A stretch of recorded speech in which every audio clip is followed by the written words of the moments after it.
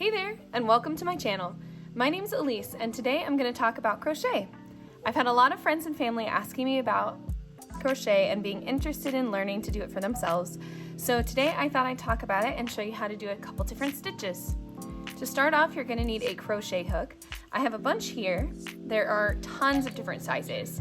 They come in really small and they come in even larger ones. I have just this one, but they come in much larger sizes as well. You can get them from most craft stores.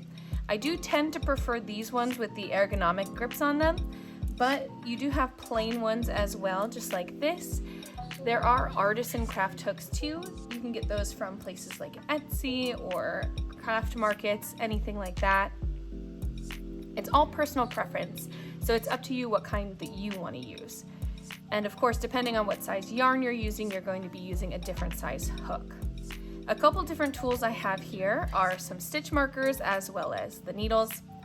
The stitch markers themselves do come in different sizes too.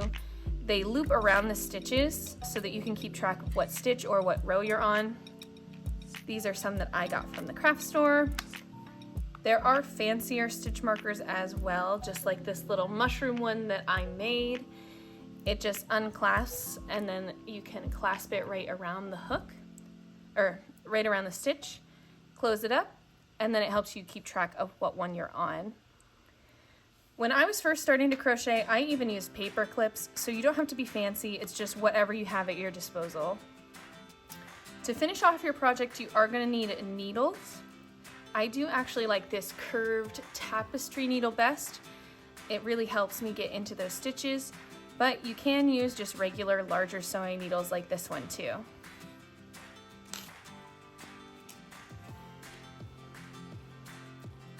So yarn itself is going to come in different sizes as well.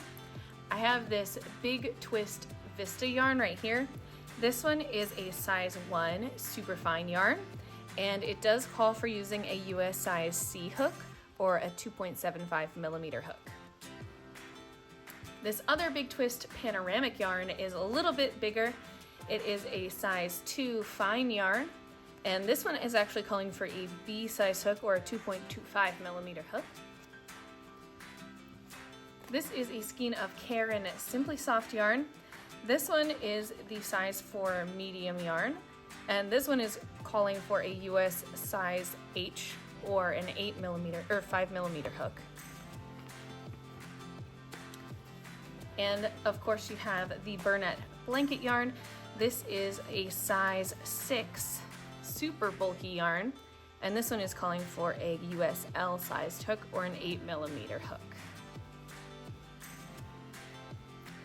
So holding your hook is going to be personal preference based on what's most comfortable for you.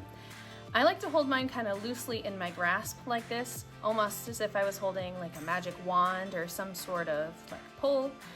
But I've seen people hold their hook like a pencil as well, so it's completely up to you however you want to hold it. Just choose whatever feels most comfortable for you. And in your opposite hand, that's where you're going to be holding the yarn that comes off the skein. That's also going to be how you're going to hold the tension of your project. So depending on how tightly or loosely you're holding the yarn, this is going to change the size of your stitches. So if you do see that your project is starting to have different size stitches, it could be because you've changed how tightly you're holding the yarn while you're crocheting. I like to hold my yarn draped over my index finger, just like this.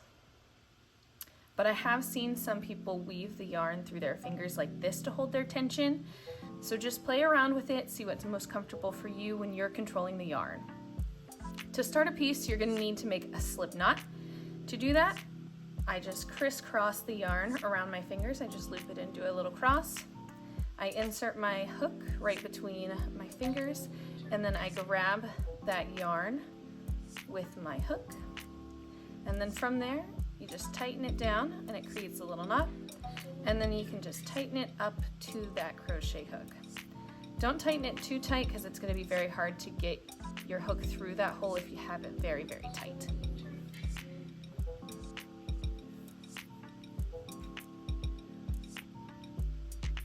So from here, I'm going to show you how to do a foundation chain.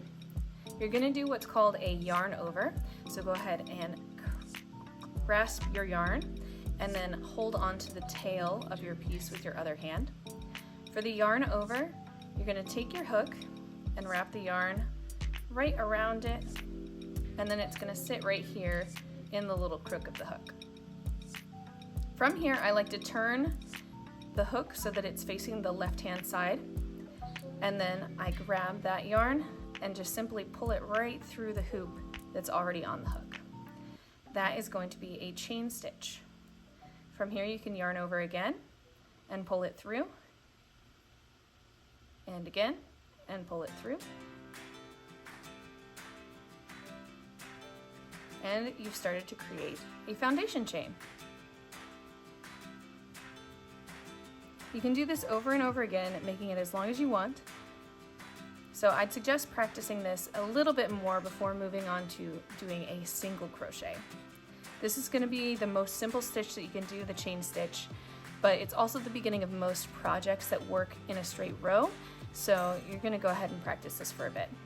If you do make a mistake, don't worry, it's very easy to undo your work. I'm going to just do a few more stitches here for an example.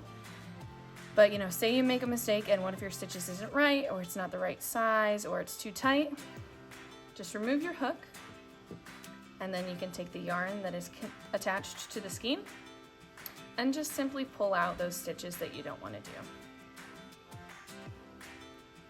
There you go, and it is all out. So from here, I'm going to be teaching a couple other simple stitches in my next few videos. I'll teach you how to do a single crochet,